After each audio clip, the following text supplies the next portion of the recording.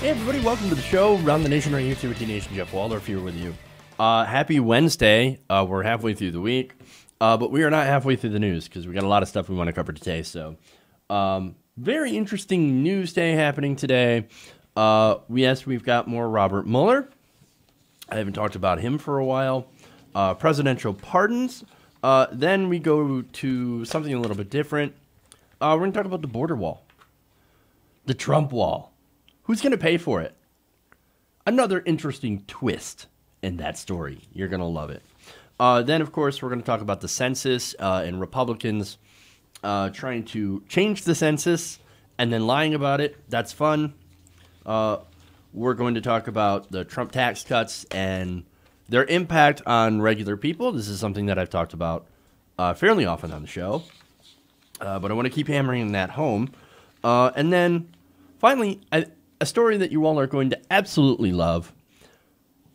Medicare for all. How popular is it in the polls? And how do Democrats feel about it? How do Republicans feel about that? And where it goes from here. Oh, I think you're going to love that. So that is an awesome story. And I'm looking forward to doing that. All right. Before I get into it, please hit the like and share. Again, I want to remind everybody that the only way that this stream will get out there is if you hit the share button, and continue to interact with the show, leave comments, give us likes. Hell, even if you give us dislikes, don't care. It's engagement and it actually helps us. So if you really hate the show and you're hate watching right now, do something. Hey, hit the dislike button if you really don't like us. But anyway, all that counts towards helping us get out to the masses. So, haters, you are doing your part. Thank you. All right. Anyway, as I said before, YouTube has really messed with their algorithm. They've rejiggered it to obviously be more favorable towards larger channels. But even so, larger channels are also being hit with this because they've really refocused on subscribers. So, look, if you guys are not subscribers, hit the subscribe button. That helps us a ton. And if you are subscribers, make sure to go through and watch our videos. Hit that bell and interact with our clips because, look, if you guys don't click on it, you guys don't interact with it, then nobody else is going to see it. And that's sad because that actually hurts growth, growth of the channel and being able to spread the progressive message. So it really depends on you guys. So, all right.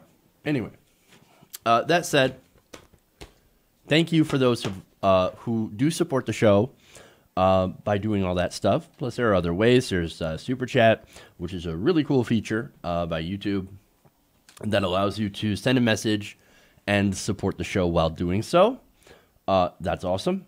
And if you could, or if you're interested in doing so, you can support the channel by going to patreon.com/TYTNation.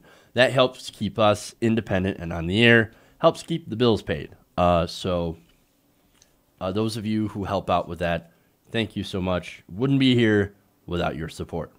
All right. Okay. Enough about that stuff. Let's get into actual news.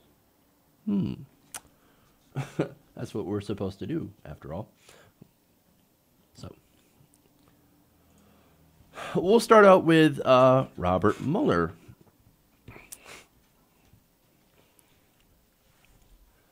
So there's a new bombshell revelation in the case of, or in the investigation headed up by Robert Mueller. According to the Washington Post, the FBI now believes that a business associate of former Trump campaign chairman Paul Manafort had some ties to Russian intelligence agencies. This includes during the time of the 2016 presidential race. This is according to prosecutors in court documents filed Tuesday. Now, that associate is none other than Rick Gates. So Rick Gates is also somebody who's been indicted. He's actually now cooperating with the Mueller investigation. And this is another card, another bombshell card that has been handed out by Robert Mueller. Now, the Post says Gates had been directly communicating in September and October 2016 with an associate who had ties to a Russian intelligence service back in 2016. And Gates actually knew of these ties. He's like, yeah, so what? This guy was formerly Russian intelligence. I don't care. I'm going to talk to him anyway. Interesting. Now, the filing also says, noting that another figure involved in these conversations has already testified to the special counsel's office that Gates told him that that person was a former Russian intelligence officer. Now, what does that mean? That basically means that Mueller is now alleging that Trump's deputy campaign manager knew in the fall of 2016 that his and Manafort's business associates had ties to Russian intelligence. Fascinating. Now, the Post adds, based on previous reporting, that Manafort has said that he and associates discussed in August of 2016, the hacking of the DNC emails.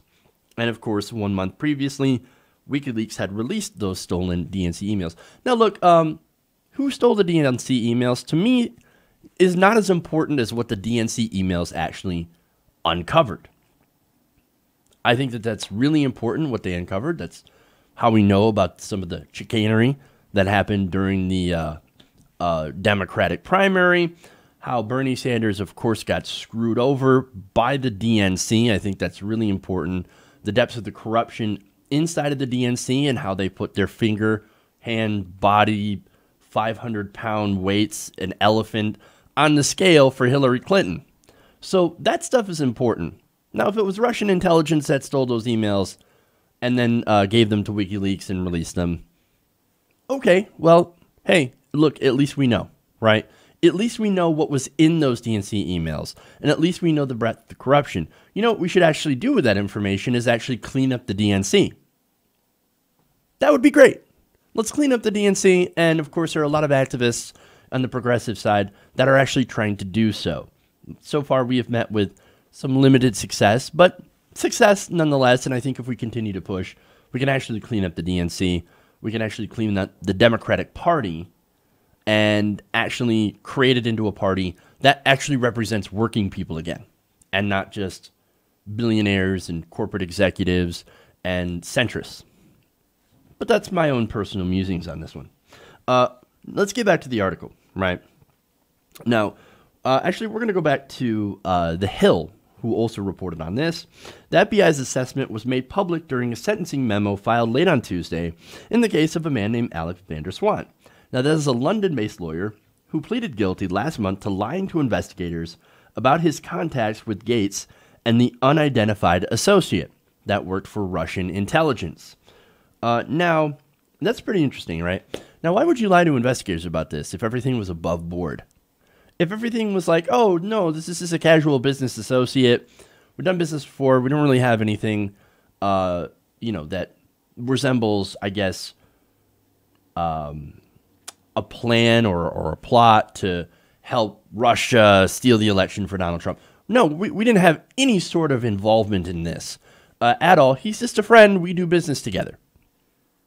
Okay, look, hey, maybe it seems a little shady if you just have, I don't know, friends that used to work for Russian intelligence that you work together with. But hey, there's nothing illegal about that, right? There's nothing, I guess, terrible about that.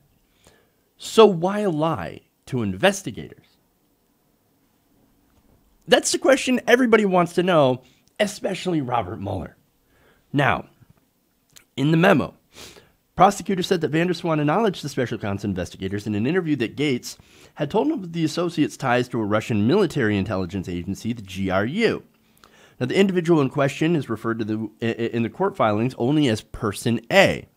However, the Washington Post reported Tuesday, the associate matched his description of Konstantin Kilimnik, a longtime Russian employee of Manafort. And of course, Manafort has done all sorts of lobbying on behalf of foreign governments.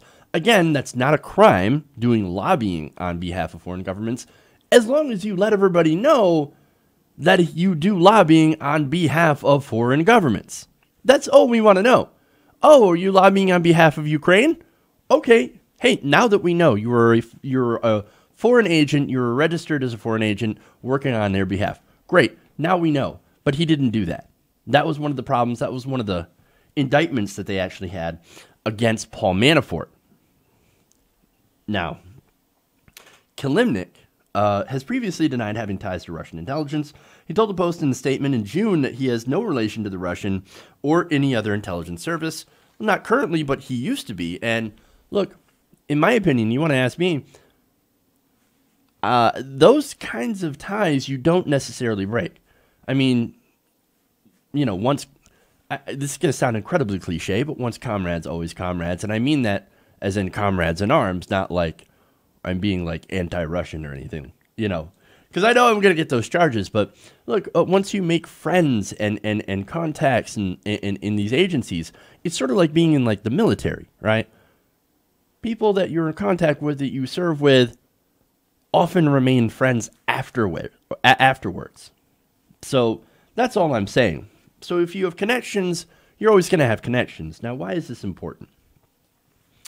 Well, look, if Gates knew that he was a Russian agent or a former person that worked for the GRU, then it's very likely that Paul Manafort also knew. In fact, according to Paul Rosenwein, right, and he was the special counsel during the Kenneth Starr's investigation of Bill Clinton, he told the Washington Post, quote, at a minimum that says something about his willingness to work with people who have ties to Russian intelligence services. Well, yes, at the very least, he doesn't care. And that could be perfectly legit. That could be perfectly fine. Or it could not be. And that goes to his next quote.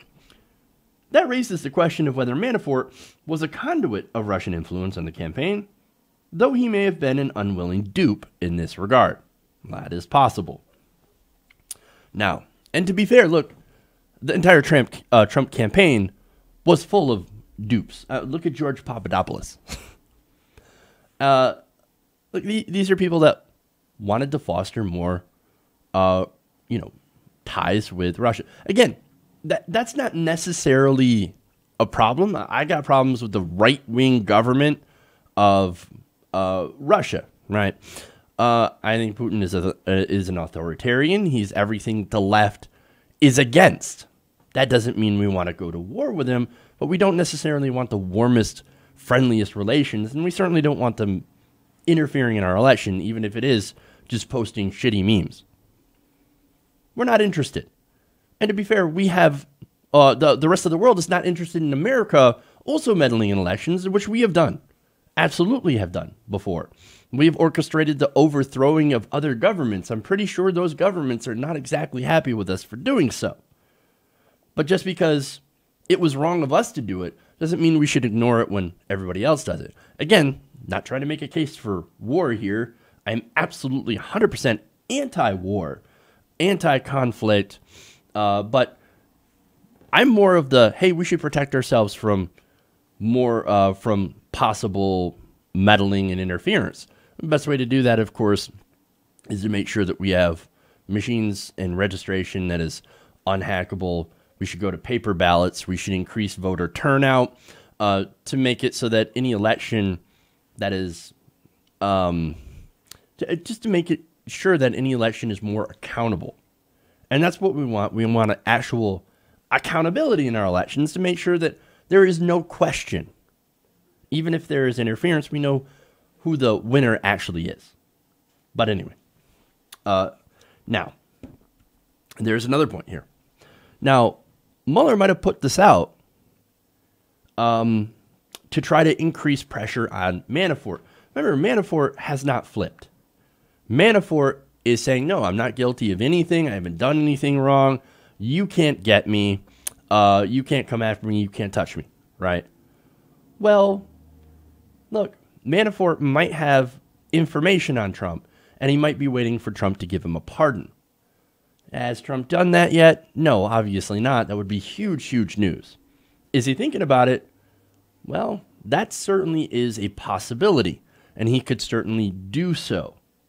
But that, of course, might bring in obstruction of justice. We'll talk about that later. But this is, I think this could be an effort to try to ratchet up the pressure on Paul Manafort in order to have him spill whatever he might know about this. And he might not know anything, or he might know a lot. We're not sure. So we'll see what happens. Now, finally, this information could also help protect Mueller. Again, there's been a lot of talk. There's been a lot of attacks against Robert Mueller by Donald Trump so far. And people have been talking about, hey, let's let Trump fire Mueller. Let's get him out of the investigation. And there might be machinations at play in an effort to try to eliminate Mueller. Now, I don't think Trump could fire him directly, or I don't think he would take the risk in doing so. But he could eliminate certain people along the lines in order to appoint someone, for example, eliminate Rosenstein, replace him with somebody else that could go, oh, look at this partisan witch hunt by Robert Mueller. Let's get rid of him. Let's get rid of this liberal Democrat. Oops, Robert Mueller is a lifelong Republican, and he actually did champion a case towards going to war with Iraq. So that's one of the criticisms I had of Robert Mueller. But nonetheless, I think his investigation into corruption, and by the way, I think the corruption is where we're going to get Donald Trump, money laundering and things like that, whatever is in its Deutsche Bank account. I think that's the thing that they're going to try to get Donald Trump on.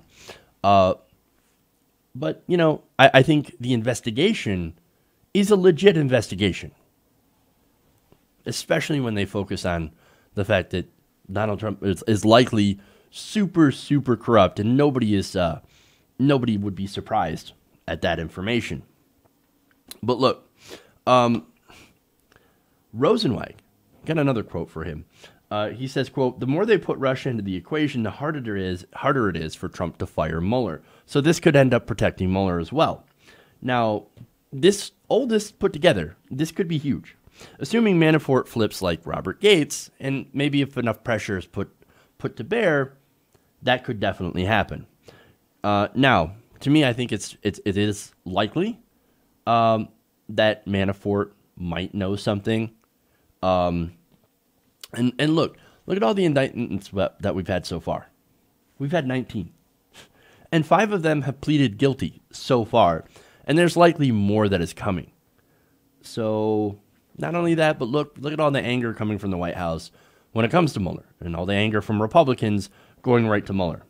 I think he's getting close to something. That is my personal opinion. Now, that doesn't mean us progressives shouldn't keep fighting for progressive values.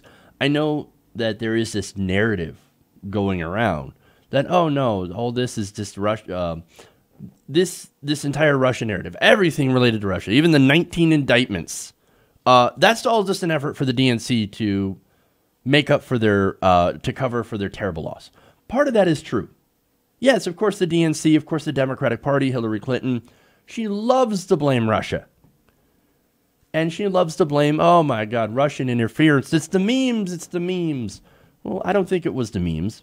I think everybody had pretty much made up their mind about Hillary Clinton beforehand, looking at her Goldman Sachs connections and the fact that she represents big corporations and that she's disconnected from the community. I think that made much, much more of an impact than some Bernie Sanders memes. But nonetheless, they do use that, and some of that is true. But I think there is some legitimacy to this investigation and legitimacy to the idea that Russia, yes, did attempt to interfere in our election. And that is a little bit of a problem. We need to protect ourselves from that. Nonetheless, for the left, I think what we should actually do is continue to push for progressive values. We need to continue to push the party left, right? Look, even if we have Mike Pence, right, which could be the ultimate, like, say, okay, all this comes to fruition and we topple Donald Trump. We eliminate him. He's gone. Now we have Mike Pence. Now, a lot of you might be saying, oh, my God, this is so much worse. And in some ways, it could be. But at the same time, what do? Well, we continue doing what we do before. Mike Pence is absolutely fucking terrible. And the country is not going to take his shit for very long either. because he's a extremist, he's a fundamentalist, and he's not in line with the majority of American values. So what we do is we keep pushing progressive ideas. We don't stop fighting, and we don't stop pushing for those progressive ideas because, look, progressive values will win out in the end. So Trump, and you know why? It's because Trump isn't some unique thing. I think some progressives, some liberals will look at him, and I think a lot of liberals look at him as this unique, terrible person, right? No, he is the Republican Party personified. He and Mike Pence are a lot alike. Pence is just far more, I guess, quiet. He's a lot quieter than Trump, but I think they have a lot in common. So Trump is not something that is unique. Trump is the Republican Party, and no matter what, their policies are going to end up being very, very similar, Pence and Trump. So let's keep fighting that. And look, when it comes down to it, Trump, yes, he is so-called right-wing populist. I don't really think that's an actual thing. I agree with Ron Placone that there is no such thing as a right-wing populist. Nonetheless, he's the closest that you can get. Left-wing populism always beats that right-wing populism. So that's what Trump is. Now, Mike Pence is more of your establishment Republican. Well, left-wing populism almost certainly always beats right-wing establishment. So if we end up having Mike Pence, then we might actually have an easier time of defeating him when it comes to policy positions. So there is that. Keep that in mind. And at least that's my opinion on that. But nonetheless, this Manafort thing, very, very interesting. What could turn out from it. And obviously, it's pretty big news. All right. Let's move on. I think I spent a lot more time on that than I originally wanted to, but all right, let's move on.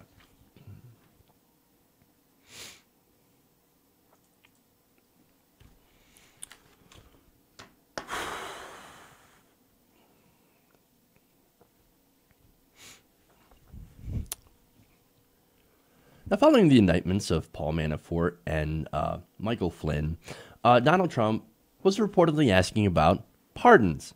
But it wasn't just President Trump asking about pardons, it was also one of his lawyers. According to the Washington Post, a lawyer for President Trump had talked to the idea of Mr. Trump pardoning two of his former advisors, Michael Flynn and Paul Manafort, with their lawyers last year. So this wasn't just talk inside of the campaign or inside of the White House. You had Trump lawyers saying, hey, I'm going to go talk to Manafort's lawyer. I'm going to go talk to Michael Flynn's lawyer, and we're going to see if we can get you a pardon. Fascinating. Now, according to the Washington Post, the talk suggests that Mr. Trump's lawyers were concerned about what Mr. Flynn and Mr. Manafort might reveal were they to cut a deal with the special counsel, Robert Mueller, in exchange for leniency. Now, so far, Michael Flynn is working with the investigation, but Paul Manafort continues to be the lone holdout. So what does Paul Manafort know? I don't know. But they are continuing to ratchet up the pressure on Paul Manafort to try to get him to flip. And so far they have been unsuccessful. So what we could learn from Paul Manafort might be very, very interesting. Now, according to to some of the investigators, this was the lawyer that had reached out was actually none other than Mr. Dowd. Now, Dowd, of course, John Dowd, recently left the Trump campaign, the Trump presidency as his lawyer, and so he is now gone. Dowd was one of the people that wanted to sit down with Robert Mueller. He was one of the people that said, let's cooperate, let's work together, and let's actually let this investigation go forward. Now, I said sit down, I meant sit down and work together and to cooperate, not to actually sit down for an interview. John Dowd was actually very critical of that idea and said, no, don't, whatever you do, do not sit down with Robert Mueller. You think you're smarter than he is, but you're not. You're going to catch yourself up into a lie. Now Donald Trump's like, no, I can handle Robert Mueller. I'm so much smarter than him. I'm like, well. And then they say, there's Donald Trump, an intellectual. Trust me, I'm like a smart person. He thinks he's a smart person. He thinks he can outwit Robert Mueller. Oh, dear God. And so John Dowd, of course, was way, way against that idea. But now that he's no longer on the campaign or in the administration as Trump's personal lawyer on Russia, the chances of that happening have actually gone up quite a bit. But anyway, now Dowd, his conversation with Mr. Flynn's lawyer, Robert Kellner, occurred sometime after Mr. Dowd took over last summer as the president's personal lawyer, at a time when the grand jury was hearing evidence against Mr. Flynn on a range of potential crimes. Now, Mr. Flynn, who served as Mr. Trump's first national security advisor, agreed in late November to cooperate with the special counsel's investigation. He pleaded guilty in December to lying to the FBI about his conversations with the Russian ambassador and receiving favorable sentencing terms. Now, the pardon discussion with Mr. Manafort's attorney, however, Reginald J. Brown, came before his client was indicted on October on charges of money laundering and other financial crimes. Now, Mr. Brown is no longer Paul Manafort's lawyer. He got rid of him, got a different lawyer. So, look, now the discussion here, and the Washington Post notes that it's unclear whether Mr. Dowd, who resigned last week at the head of the president's legal team, discussed the pardons with Mr. Trump before bringing them up with other lawyers. Now, we don't know about that, but it is certainly possible, as President Trump himself had also been discussing pardoning powers. Well, I'll get to that. Now, of course, when you talk to John Dowd, when you ask him about this, it's like, no, we completely deny it. All the lawyers deny it. The White House denies it, but of course you know how far the White House's word on that actually goes. So we'll see what the actual truth is. Now, on Trump discussing pardons, well, he's talked about this before. Let me give you some background information. During interviews with Mr. Mueller's investigators in recent months, current and former administration officials have recounted conversations they had with the president about potential pardons for former aides under investigation by the special counsel, according to two people briefed on the interviews. Now, why is that important? Because that sort of sets it up as like, is President Trump, did he talk to John Dowd? Did he talk to his lawyers about issuing those pardons? Did he urge them, Dowd to go and talk to Manafort and Flynn's lawyers? That is the question here. And again, we don't necessarily know. Now, in one meeting with lawyers from the White House counsel last year, Mr. Trump asked about the extent of his pardoning power. According to a person briefed in the conversation, the lawyers explained that the president's powers were indeed broad. Now, how broad are they? Can he pardon just anybody? Well, if you ask Jeff Goldsmith, a former assistant attorney general at the George W. Bush administration and a professor at the Harvard Law School, he says yes. He told the Post, quote, "There are few powers in the Constitution as absolute as the pardon power. It is exclusively the president's and cannot be burdened by the courts or legislature. It would be very difficult to look at the president's motives in issuing a pardon to make an obstruction case." And that's one of the things that Robert Mueller is looking into, whether or not through some of his actions, mainly the firing of James Comey, that he obstructed justice. Again, that is a current case that they're looking into. Now, he says the remedy for such interference would likely be found in elections or impeachment than in prosecuting the president.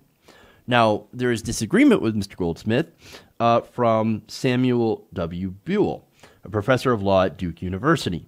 He said, quote, "The framers did not create the power to pardon as a way for the president to protect himself and his associates from being prosecuted for their own criminal behavior." Now, under Mr. Buell's interpretation, Mr. Dowd's efforts could be used against the president in an obstruction case if prosecutors wanted to demonstrate that it was part of a larger conspiracy to impede the special counsel investigation. So, look, that's probably why Dowd's like, no, I didn't talk to anybody. What are you talking about? I didn't talk to pardons. I didn't talk about pardons to nobody. It's because it could be used against him. So we don't know. There's a lot of disagreement about whether or not the president could pardon both Manafort and Flynn, or just Manafort, which is the lone holdout, which would probably make the most sense. Nonetheless, we have not seen a pardon, so we don't necessarily know what's going to happen. Now, Mr. Dowd is said to believe that the president has nearly unlimited pardon authority. However, he and others have repeatedly insisted that no pardon offers have been made. And so far, again, we have not seen any sort of pardons for anybody related to Russia. Now, you do have some pardons that have gone through, mainly for his friends. For example, Joe Arpaio. Joe Arpaio is the second person to have been pardoned. Actually, he was the first, and then the second was a person who was gotten a little bit of trouble for taking pictures on a submarine. Now, I actually agree with that pardon because I think it was pretty stupid. The guy was just taking pictures. He wasn't trying to sell intelligence. He was like, "Oh, this looks cool," and he got in trouble for it. Now, again, I didn't agree with that case against him, and I actually agree with this pardon. So, for once, Donald Trump actually did something good with pardon powers, but he also pardoned Joe Arpaio, who belongs in prison. So, that kind of shows you where he's going to go on this issue. He could absolutely pardon or try to pardon Paul Manafort. And if he does, oh boy, that would cause quite a bit of a crisis. So we'll see what happens, and we'll see whether or not he actually does have that authority. And look, if Manafort actually does know something, that pardon would definitely be construed as trying to obstruct justice, and we're not sure what kind of case would happen afterwards. So it looks like when it comes to pardoning, everybody, make sure to get your popcorn because it's going to turn out to be very, very interesting. Okay. I think again, that went way longer than I wanted to. Now let's go to something that is not related to, thank goodness, Russia. Okay. Let's go to Huckabee Sanders.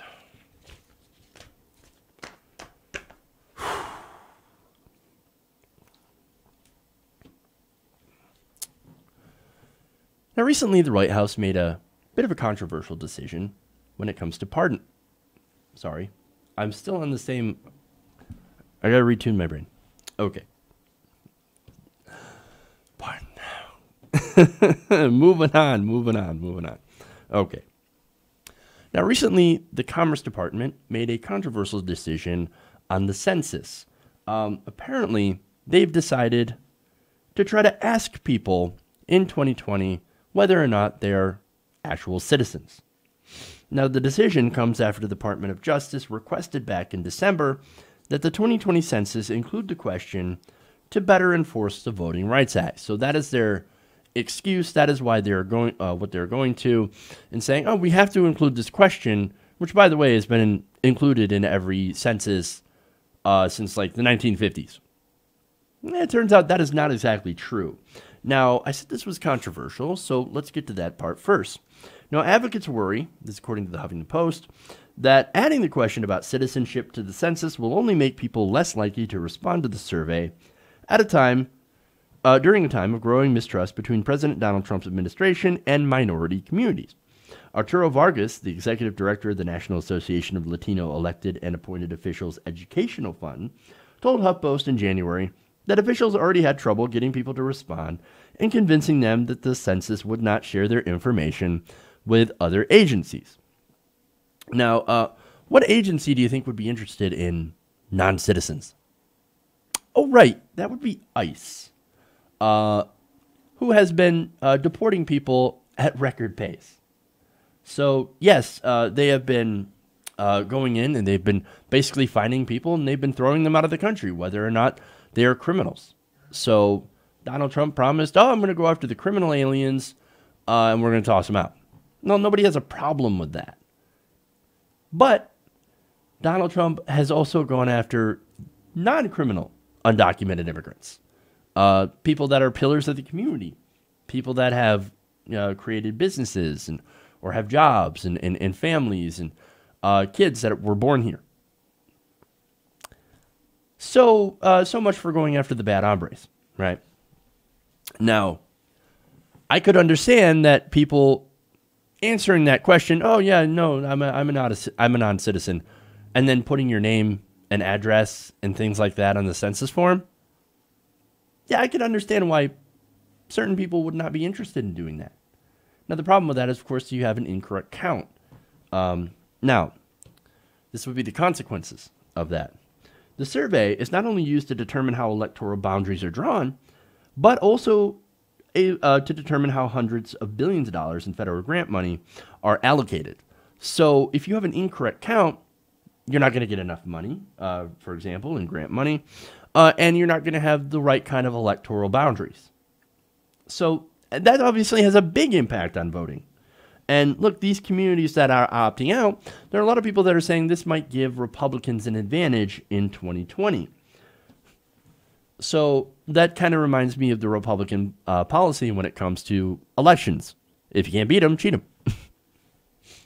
Because, look, they know that come 2020, there's going to be more immigrants. And, look, these are legal immigrants, by the way. And there's going to be a lot more people voting that are going to probably vote likely for Democrats.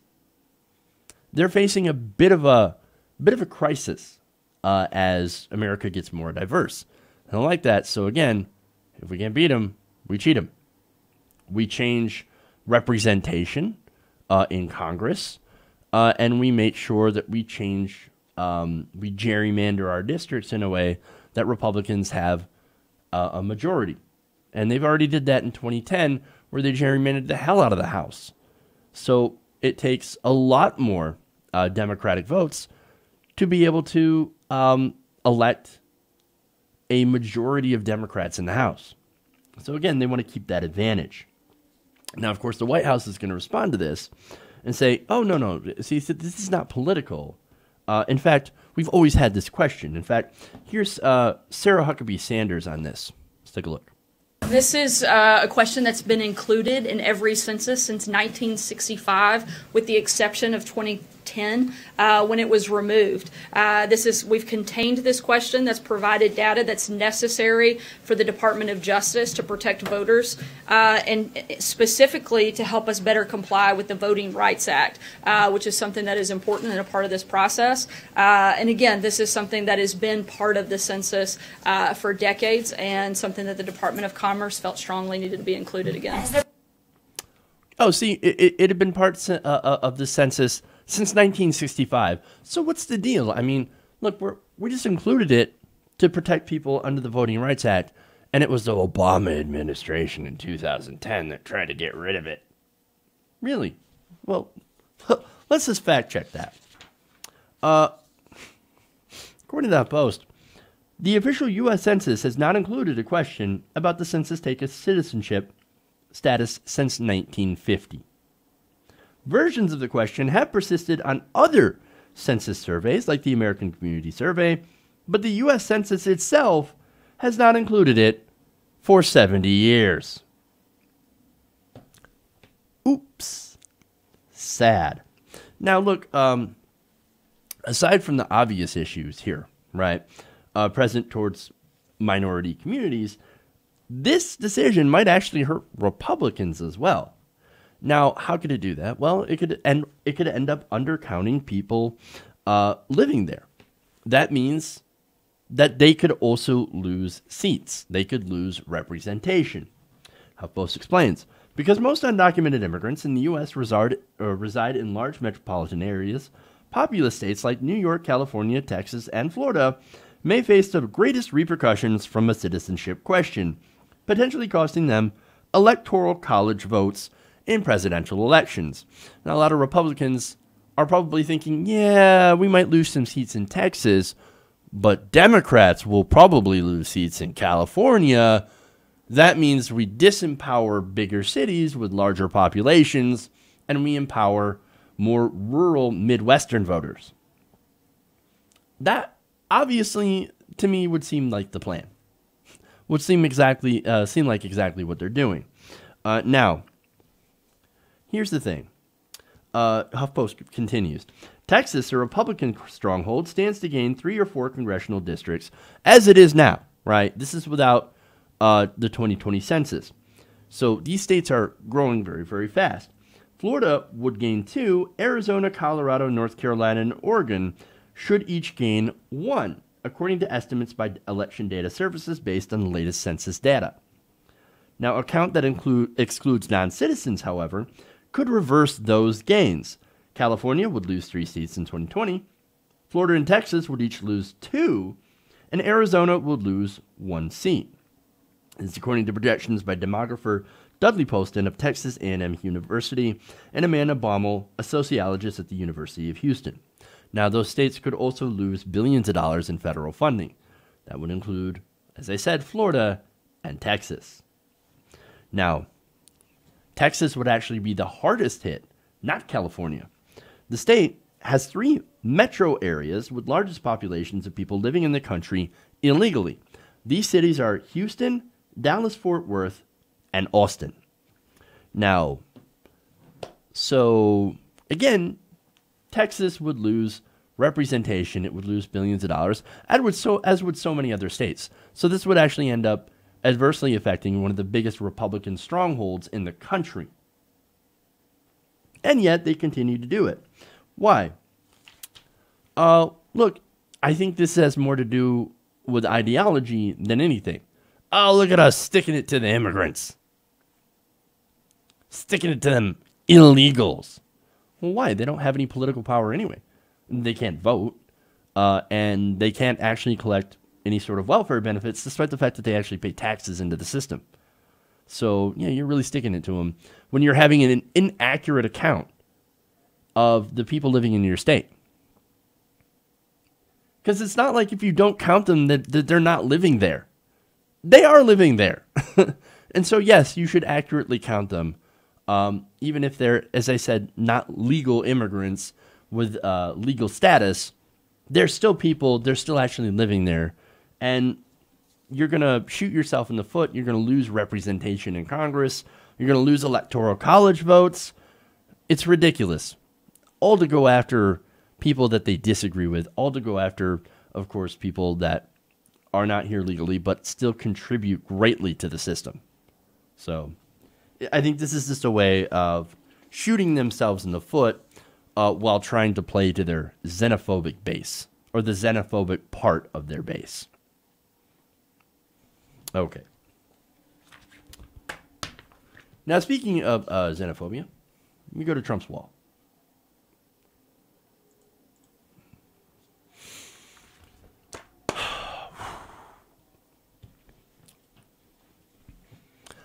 Now, all throughout President Trump's campaign, he promised he's going to build a wall. Now, we're going to build a wall. It's going to be big, beautiful. It's going to have a big, beautiful door on it. It's going to be so high that immigrants are not going to be able to get over into the United States. And the biggest promise of that was who's going to pay for it. Who was going to pay for it? Well, you ask Donald Trump, Mexico. Mexico's going to pay for the wall. We're going to build a wall. We're going to make Mexico pay for it. Well, now, his tune has changed a little bit. According to the Washington Post, Trump made the suggestion that instead of Mexico paying for the wall, he's going to make the military pay for the wall by calling it a, quote, national security issue. National security. No, we need to build a wall on the southern border for national security. Why? We have a net immigration level of 0. More people are leaving the United States than coming in. And no, despite Fox News and their ridiculous headlines of Breitbart, InfoWars, there's not some invasion coming in from the South. You can check the numbers yourself. The numbers say we are at a net 0 immigration. More immigrants are actually leaving. You build a wall, you're actually going to keep them in. Isn't that the opposite of what you want to do? Anyway, they continue. Trump reportedly told Speaker Ryan in a meeting last week that the military should pay for the wall. Ryan, however, offered little reaction to the idea, while senior Capitol Hill officials called its prospects unlikely. You're going to make the military pay for the wall? No, that's ridiculous. And you know why? It's because the donors don't want a wall. The donors don't care for a wall, and the donors own Paul Ryan. The donors own the rest of the Republican Party as well. And so, like, why do we need a fucking wall? That's ridiculous. And I actually agree that it is ridiculous.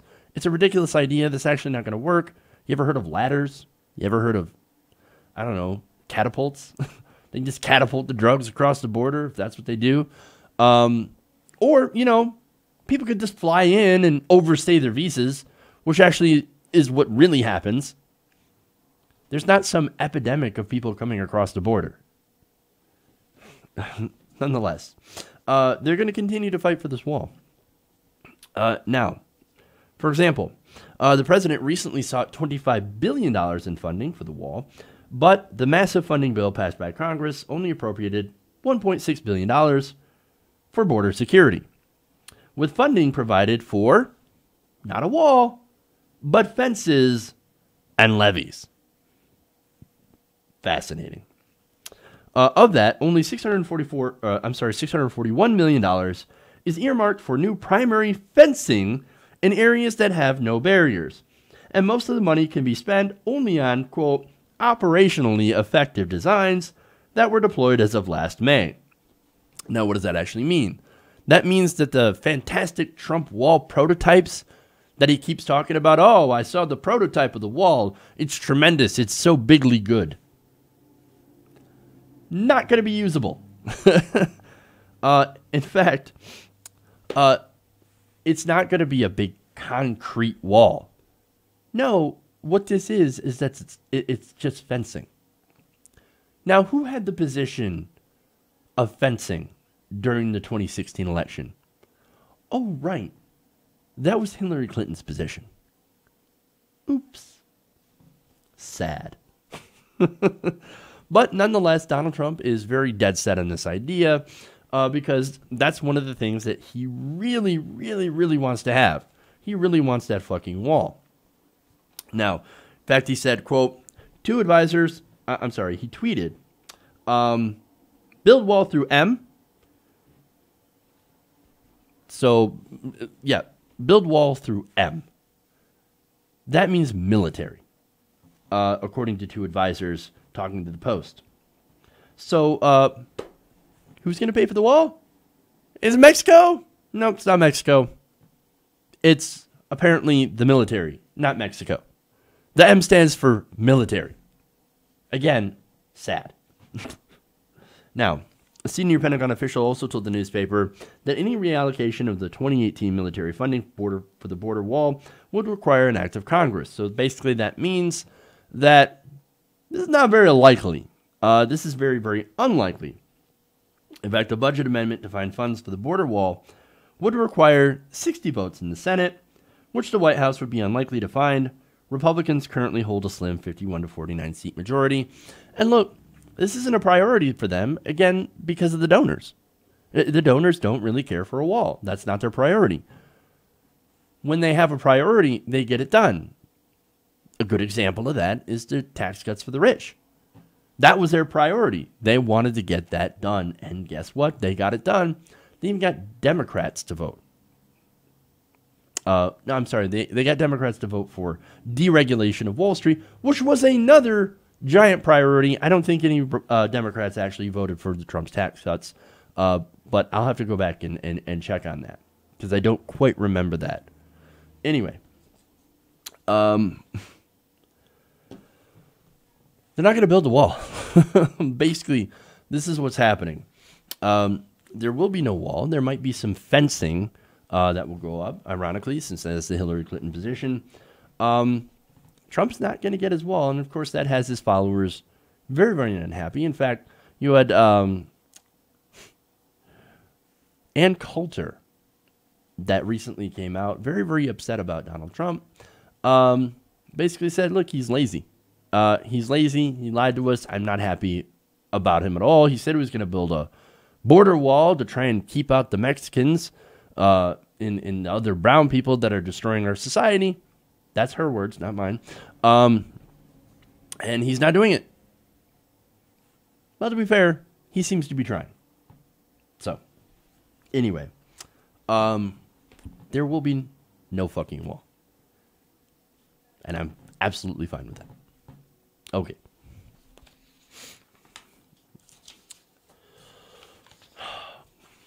Let's go to the healthcare story. I think that's probably the best story here.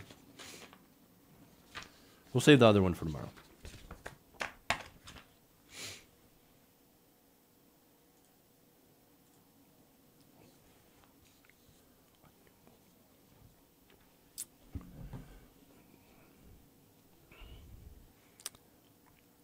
A new poll out shows what the most popular Medicare.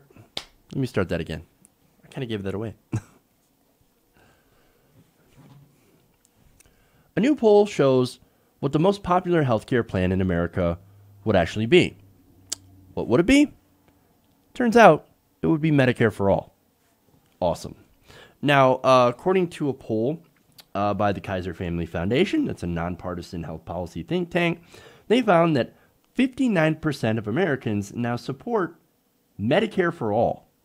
Now, this is the program, this is the plan made by Senator Bernie Sanders during the 2016 campaign, and currently has several co-sponsors for it. Now, interestingly enough, let me break this down by the numbers. Support for the idea split along party lines, with 36% of Republicans in favor of a Medicare for all option. Medicare for all system. Now, there is an option for Medicare. I'll get into that in a minute.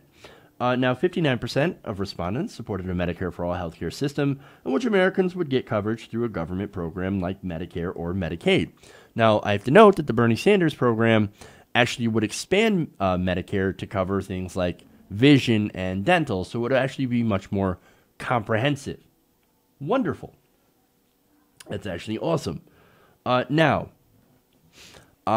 there is another plan, of course, that's being floated by some centrist Democrats. That is a public option. Now, how does that poll? Well, about 75% of the public would favor a program framed as a public option for anybody who wants it. Now, again, seems to be very, very popular. I think that's a little too incrementalist. I think that we actually need to go bold and progressive. But nonetheless, probably might be a little bit better than what we have, but it wouldn't actually fix the underlying problems in our current healthcare system. Nonetheless, let's get more details here. Now, on the Medicare for All plan, this is the Bernie Sanders plan, 75% of Democrats, so 3/4 of Democrats are like, yes, Medicare for all, let's go already.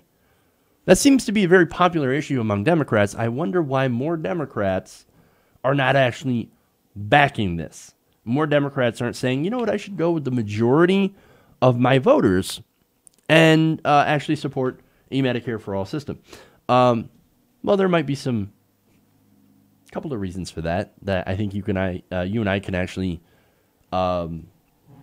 easily think of. And that would be the fact that the Democratic Party doesn't necessarily represent its constituents. It doesn't actually represent its voters. And I give you numbers on that. First of all, 58% of independents support Medicare for all, but only 36% of Republicans, as I mentioned before. Now, who do the Democrats continue to try to recruit to their side? Oh, right, that would be Republicans. In fact, their idea is, let's go more centrist, let's go more right-wing, so we can try and get some of the Republicans who are anti-Trump on our side. So that's the whole Clinton plan. And I believe it was Schumer that said, hey, man, for every progressive we lose, we gain some Republican voters. I don't think that was verbatim, but it was somewhere along that line. For every blue-collar voter that we lose in western Pennsylvania, we gain 2 Republican voters in the suburbs. I believe that's how it goes. So obviously we see how that strategy worked out. It worked out very, very poorly, as those Republican voters still, guess what, voted Republican. Strange. Who could have seen that coming? Oh, right. Pretty much everybody. Now, when asked about the optional expanded Medicare program, or Medicare for some, GOP voters jumped up to 64%. And of course, that is why the establishment Democrats are now trying to put forward that plan. I mean, this is basically part of the plan put out by the Center for American Progress. So Neartan is like, okay, fine. We're going to put out, I guess, a public option, a kind of a Medicare for some, but not really Medicare for all. It's not really single payer. It's not really universal health care. It's just it's a little bit better. It's a little bit better than what we have. Here, progress. Now support us, progressives. No, look, it's not bold. It is better, yes. But again, it does not fix the underlying issues of the fact that we don't have any sort of price controls, the fact that premiums continue to rise because of private corporations basically controlling the healthcare system for profit. You can't have a system that is for profit and have lower costs. This is actually going to cost more for the government if we do a public option. Now, if you want to say, look, I understand that, but maybe this is a good stepping stone. Okay, perhaps. But that's only if we continue to push forward towards doing a real, actual single-payer Medicare for all system. Once that public option, I guess, catches on to popularity. But again, I'm always afraid that when we do incremental little baby steps, we just do the first step, and then the establishment says, well, mission accomplished. We don't have to move any forward now. We don't have to actually move forward on this at all right now. Let's just leave that for the future. Well, how far in the future are we going to wait? 10 years, 20 years, 30 years, 50 years? Again, this goes back to, I believe, Dianne Feinstein when she said, oh, I'm just not there on Medicare for all yet. Well, when are you going to be there?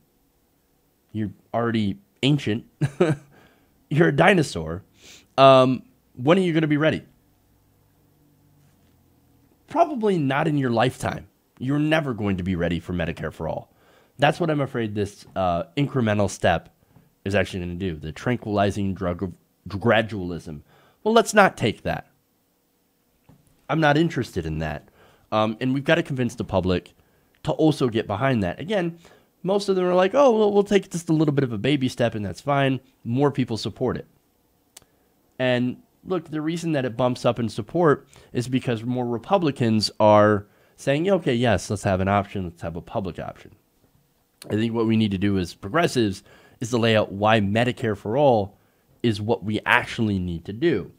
Now, that said, right, Kaiser said that it's not conclusive whether the same percentage of people would support a concrete piece of legislation, which includes either a Medicare for all or the Medicare for some plan. They said, quote, it is unclear how support levels would fare once each of these proposals became part of the larger public debate on healthcare in this country. Prior Kaiser Family Foundation surveys has found that the public's attitudes can be quite malleable, and some people could be convinced to change their position after hearing typical pro and con arguments that might come up in a national debate.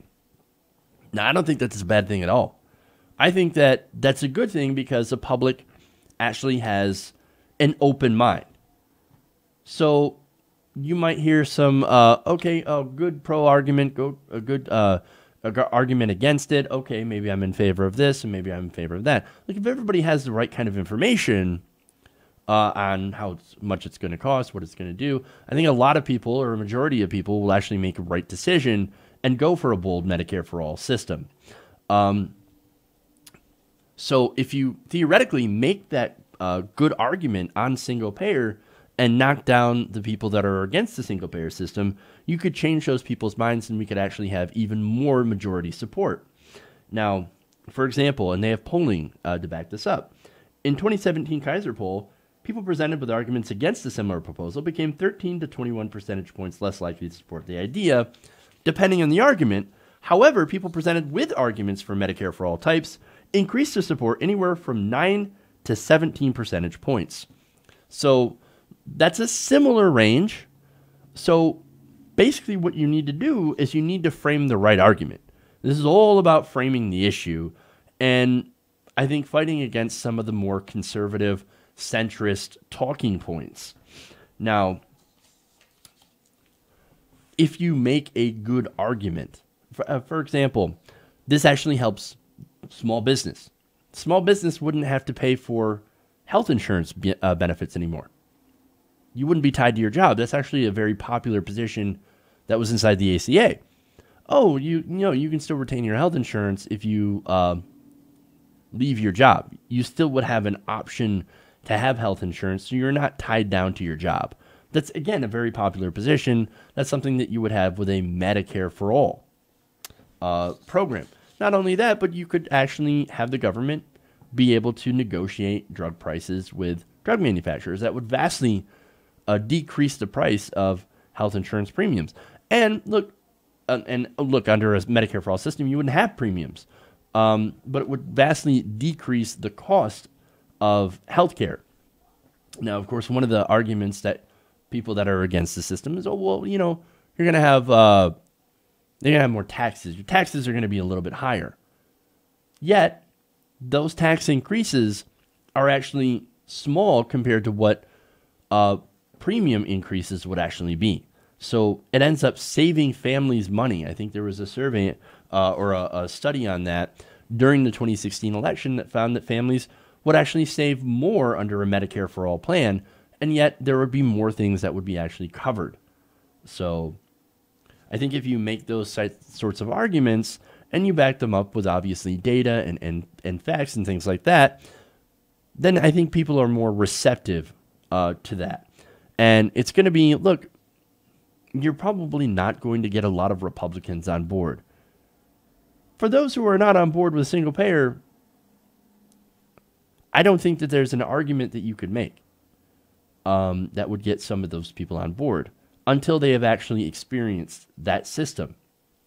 And then, of course, that system is vastly superior to what we have now because, look, everybody in the end, they want health care. They want good health care.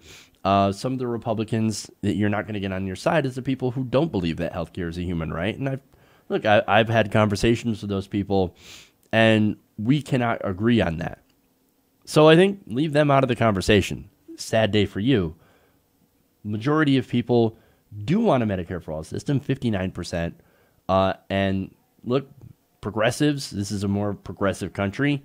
There are more Democrats. If only they were actually getting out to vote more often and not having voter suppression against them and the people who are don't actually get out to vote that aren't interested. If they actually do get out, then we could have a Medicare for all system that would be beneficial to everybody. And look, even people on Medicare like Medicare. There is a reason that nearly every industrialized country, every modern country, has a system of single payer or something like single payer. It's because it actually works. And I think once people realize that it works and actually experience the benefits for themselves, I think that popularity number is going to shoot up.